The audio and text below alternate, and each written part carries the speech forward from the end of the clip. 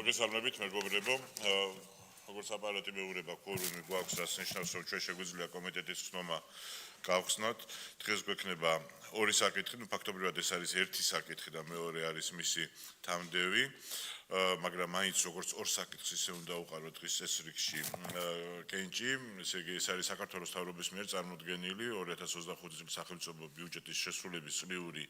ანგარიში და მოხსენებელი გახლავთ ფინანსთა მინისტრის პირველი მოადგილე ბატონი გიორგი კაკაურიძე და მეორე არის საქართველოს მთავრობის მიერ წარმოდგენილი ინფორმაცია ძირითადი მაკროეკონომიკური პროგნოზებისა და საქართველოს სამინისტროების ძირითადი მიმართულებების შესახებ და ასაკურველი აქაც ფინანსთა მინისტრის პირველი მოადგილე ბატონი გიორგი კაკაურიძე არის მოხსენებელი. რომ დავამტკიცოთ დღის ეს რიგი, მადლობა ბატონო გიორგი, გთხოვთ ტრიბუნასთან.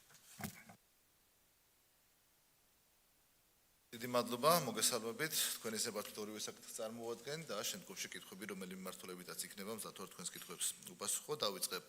გასული წლის ანგარიშით. ჩვენ გასული წლის ბიუჯეტი დაგვეგმეთ 6%-იან ეკონომიკურ ზრდაზე, თუმცა წლის განმავლობაში ჰქონდა უფრო მაღალი ეკონომიკური ტენდენციები. კერძოდ წლის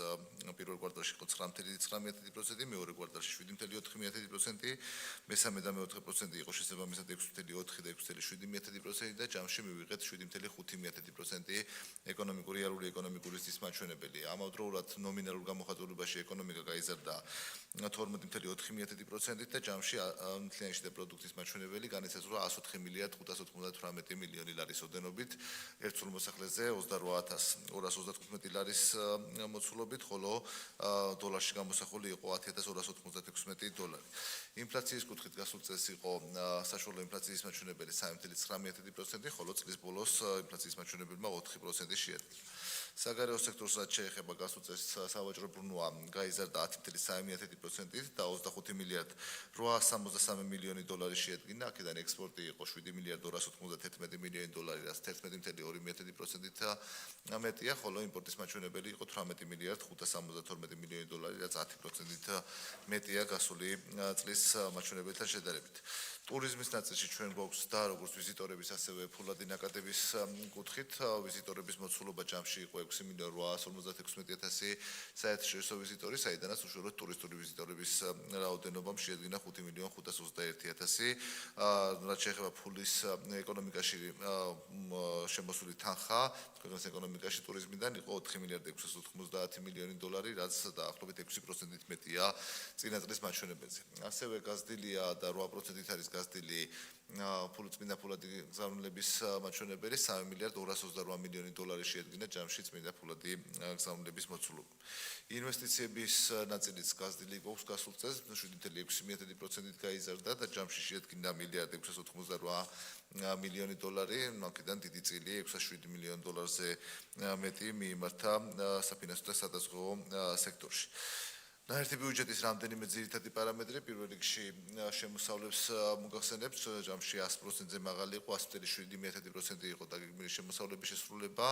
28.468 მილიონ ლარზე მივიღეთ შემოსავლების სახით, მათ შორის უდიდესი წილი ჰქონდა საგადასახადო შემოსავლებს, რომლის მოცულობამაც შეადგინა 25.536 მილიონი ლარი, აქაც 100%-ზე მაღალია შესრულების მაჩვენებელი, პრივატიზაციაც იყო მაღალი, 582 მილიონ ლარამდე იყო და 111.9% შეადგინა და გადაჭარბებით მიღებულმა შემოსავლებმა ჩვენ მოგცა საშუალება შეგვიმცირებია როგორც ბიუჯეტის დეფიციტის მაჩვენებელი, ასევე ვალი. ჩვენ გასული წლის ბიუჯეტი დაგვეგმეთ 2.5%-იან დეფიციტის პროგნოზზე, თუმცა საბოლოო მაჩვენებელმა შეადგინა მთლიანი შიდა პროდუქტთან მიმართებაში 1.4%, ხოლო ვალის მაჩვენებელი ნაცვლად თავდაპირველად დაგეგმილი 35.9%-ისა მივიღეთ 34.4%. რაც შეეხება უშუალოდ სახელმწიფო ბიუჯეტის ნაწილში, აქ შემოსულობების შესრულებამ შეადგინა 100.8%, ხოლო ხარჯვითი ნაწილის შესრულება 99.2%. შემოსულობებიდან გავყვეთ სახებად შემოსავლები იყო სახელმწიფო ბიუჯეტის წილად 23.991 მილიონი ლარი, 100.7%-ია შესრულების მაჩვენებელი, მათ შორის საგადასახადო შემოსავლები 21.957 მილიონი ლარი და აქაც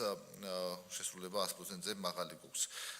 პრივატიზაცია 344 მილიონი ლარი მივიღეთ სახელმწიფო ბიუჯეტის წილით და 115%-ამდეა შესრულებული და 111%-ია შესრულება სესხების დაბრუნების ნაწილში 378 მილიონი ლარი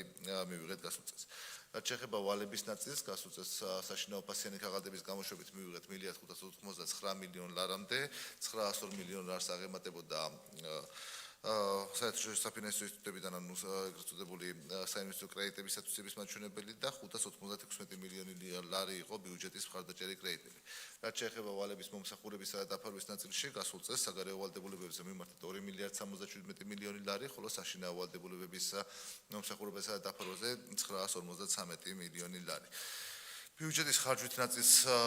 შევეხები, ახსენე რომ ჯამში 99.2%-ია შესრულების მაჩვენებელი, 27 მილიარდ 723 მილიონი ლარზე მეტი იყო საკასო ხარჯი, უწყებების მიხედვითაც შესრულება ძირითადად არის 96.7%-ზე მაღალი, თუმცა რიგ შემთხვევებში გვაქვს 100%-იანი შესრულების მაჩვენებელი და სწორედ აღნიშნულ მაჩვენებელსაც მოგახსენებთ, მათ შორის იყო რეგიონული განვითარებისა და ინფრასტრუქტურის სამინისტრო, სადაც 2 მილიარდ 959 მილიონი ლარზე მიიმართა და მეტი მიიმართა და 101% იყო შესრულების მაჩვენებელი, ჯანდაცვის სამინისტრო 8 მილიარდ 976 მილიონი ლარი და 100.3% იყო შესრულების მაჩვენებელი და აქ თუ პროგრამებსაც ჩავხედავთ, თითოეული ის პროგრამაც 100%-იანი შესრულება გვაქვს, მათ შორის ნაწილ შემთხვევაში თავდაპირველი ბიუჯეტი გაზრდილია წლის ბოლომდე დაზუსტების სახით და აქაც შესრულება 100%-იანი გვაქვს, სხვა უწყებებში შინაგან საქმეთა სამინისტრო და თავდაცვის სამინისტროს შემთხვევაში გვაქვს 100%-იანი შესრულების მაჩვენებელი, იუსტიციის სამინისტროს შემთხვევაში ათვისება გვაქვს 407 მილიონ ლარამდე, 99.3%-ია, მათ შორის 290 მილიონი ლარი იყო პენიტენციური დაწესებულებების ნაწილში და აქაც 99.2%-ია შესრულების მაჩვენებელი, მათ შორის სამედიცინო სერვისების უზრუნველყოფა პატიმრების აქაც შესრულება დაგეგმილთა შედარებით გაზრდილი იყო წლის ბოლომდე 11.7 მილიონი ლარი შეადგინა და აქაც 100%-იანია შესრულების მაჩვენებლები. რაც შეეხება სხვა უწყებებს, კიდევ რომელიც ალბათ ამ კომიტეტისთვის მნიშვნელოვანია, სასამართლოების ნაწილშიც გვაქვს უზენაეს სასამართლოს შემთხვევაში 95%-იანი ათვისების 95.6%, საერთო სასამართლოებში 95%-ამდეა, სახალხო დამცველის აპარატის შემთხვევაში 9.340.000 ლარი და 91%-ამდეა შესრულება, კონკურენციისა და მომხმარებელთა უფლებების დაცვის სააგენტო 87.7% და სხვა უწყებებიც თუ რომელი მიმართულებით იქნება კითხვა, რა თქმა უნდა, თქვენ კითხვებს მზად ვარ უპასუხო. რაც შეეხება პროგნოზებს, უკვე ჩვენ განვაახლეთ როგორც წლევანდელი პროგნოზი, ასევე მომდევნო წლების პროგნოზები. წლევანდელ წელს ჩვენ ბიუჯეტი დავგეგმეთ 5%-იანი ეკონომიკური ზრდის პროგნოზით, თუმცა ნახეთ რომ 4 თვეში უკვე 8%-ზე მაღალია ეკონომიკური ზრდა, შესაბამისად განახლებული პროგნოზით 6.3%-ია წელს რეალური ეკონომიკური ზრდის პროგნოზი. ეს არის საბაზისო სცენარი, რასაც უყურებთ, თუმცა წარმოდგენილია თქვენ წინაშე როგორც პესიმისტური, ასევე ოპტიმისტური სცენარები და მოლოდინი გვაქვს, რომ წლის ბოლოსთვის ფაქტიურად იქნება ოპტიმისტურ სცენართან და ახლოს ინფლაციის მაჩვენებელი წელს მოსალოდნელია 4.9%-ის ფარგლებში, ხოლო მომდევნო წელს დაუბრუნდება მის მიზნობრივ ნიშრულს 3%-იან მაჩვენებელს, ხოლო რეალური ეკონომიკური ზრდა იქნება საშუალოდ 5-დან 5.5%-ის ფარგლებში. ასევე ეკონომიკისთვის მნიშვნელოვანი პარამეტრი, მიმდინარე ანგარიშის დეფიციტი, გასულ წელს ჰქონდა ისტორიულად დაბალი 2.6%-იანი მაჩვენებელი, წელს და მომდევნო წლებშიც დაახლოებით 3.7-3.8%-ის დონეზეა მოსალოდნელი და შენარჩუნებული იქნება ყოველ შემთხვევაში 4%-ზე დაბალი ნიშნული, გახსოვთ ალბათ რომ აღნიშნა მაჩვენებლები ჰქონდა ხოლმე ამ მიმართულებით, ასევე ბიუჯეტის დეფიციტსაც ვინარჩუნებთ 2.5%-ზე დაბალ ნიშნულზე, წელს 2%-ის ფარგლებში გვექნება, მომდევნო წლებში კი შენარჩუნებულია იმ პარამეტრით, რომელიც უზრუნველყოფს ვალის კლებადობის ტენდენციას და შესაბამისად ვალიც 33% იქნება წლის ბოლოსთვის და მომდევნო წლებში ეტაპობრივად შემცირდება 32%-ზე დაბალ ნიშნულზე ჩამოვა. ეს არის ის პარამეტრები, რომელზეც დავიწყებთ მუშაობას, რომლის ფარგლებში დავიწყებთ მუშაობას ბიუჯეტის დაგეგმვაზე, მომდევნო წლის ბიუჯეტის, ჩვენ მომდევნო სამი თუ გვაქვს დაახლოებით, როცა სამინისტროებში შიგნით გვექნება კონსულტაციები და ბიუჯეტის ფორმირება, შემდგომ უკვე სექტემბრის ბოლოს, ოქტომბრის დასაწყისში გადმოვალთ პარლამენტში და თქვენთან ერთად ტრადიციულ გზას გავუვლით, რაც ყოველწლიურად გვაქვს ხოლმე ბიუჯეტის დამტკიცების ნაწილში. დიდი მადლობა, კითხვების შემთხვევაში ვსაუბრობთ. ძალიან დიდი მადლობა, ბატონო გიორგი, როგორც ყოველთვის თქვენი მოხსენება იყო ზედმიწევნით კონკრეტული, ინფორმაციული და ძალიან საინტერესო, დამწუნებული ვარ, დამეთანხმებიან კოლეგები. კითხვები თუ არის, თხოვ კომიტეტის წევრებს. როგორც ჩასკითხები არ არის იმდენად დინამიური იყო და ფაქტობრივად ყველა პარამეტრის მიმართულება იყო დასახელებული თქვენის მხრიდან მე უბრალოდ შეფასებისთვის არ იქნებ მართალი რომ არ ვთქვა რომ პირველ რიგში ასაკვირველია ყველაზე ობიექტური ყველაზე სწორი და ზუსტი კრიტერიუმი კარგი და ეფექტური მმართველობის არის ის თუ როგორ სრულდება სახელმწიფო ბიუჯეტი და ის მაჩვენებლები რომ 19 და 100% არის შესრულება ბიუჯეტის არის ძალიან მნიშვნელოვანი ეს არის რომ ის დაგეგმილი სოციალური პროგრამები, ჯანდაცვის პროგრამები, სხვა პროგრამები რაც მნიშვნელოვანია ჩვენი კომიტეტისთვის ადამიანის უფლებების დაცვისა და შესაბამისი სერვისების მიწოდების თვალსაზრისით როგორც იყო დაგეგმილი სრულდება და ეს არის ძალიან მნიშვნელოვანი და სწორედ ის რომ ფაქტობრივად ყველა მიმართულებით ათვისება ბიუჯეტის არის ესეთი მაღალი ნიშნავს და არის იმის საწინდარიც რომ ჩვენს ქვეყანაში ის პროგნოზი რაც არის ეკონომიკურ დასთან დაკავშირებით და რაც გვაქვს რეგიონში ყველაზე მაღალი და თანაც ეს ტენდენცია არის უკვე სტაბილური წლების განმავლობაში მიუხედავად იმ პროცესებისა რაც ჩვენს მიღმა რეგიონში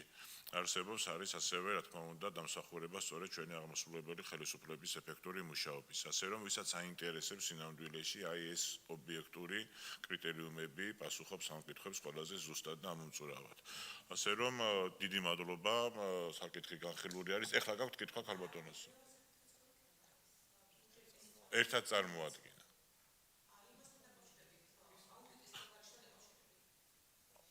აუდიტის ანგარიშს არ განვიხილავთ ეხლა მაგრამ